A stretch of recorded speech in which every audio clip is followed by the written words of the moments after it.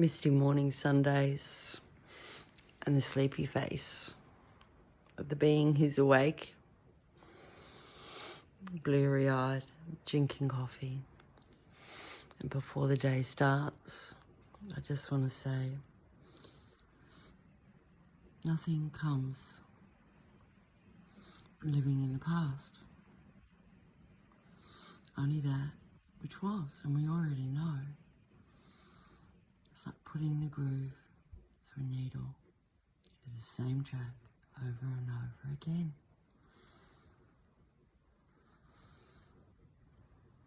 Man's already awake, everyone, every soul being on this planet, and I don't know if we're all soul or not. Some of us have capacity to move up into the higher, subtler realms. The dynamics in every single realm are always the same.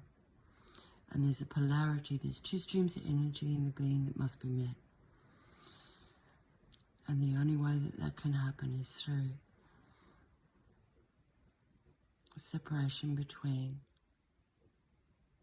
consciousness itself, which is spirit, what we are, and being. An unperceivable awareness of consciousness or spirit or whatever you want to call it rising. And from that background, all happens by itself. We fall back to light into that with the pressure of the universe. We're in unprecedented times. We're in World War III, we know that. We've got to keep our DNA intact.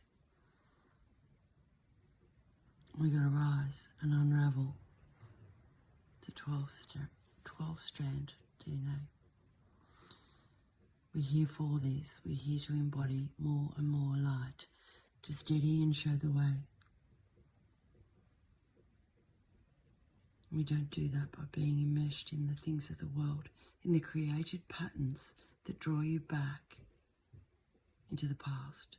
Eons, incarnations of past, repeated, empty, dead, soulless. So stay the light, take time, be gentle, go within yourself and stay within yourself. Discover yourself for yourself, not from what I say, not any outside authority, not me, any guru. You take it into yourself. You find out for yourself. You are the living life, waking to itself. Nothing more than that will save us. Peace out.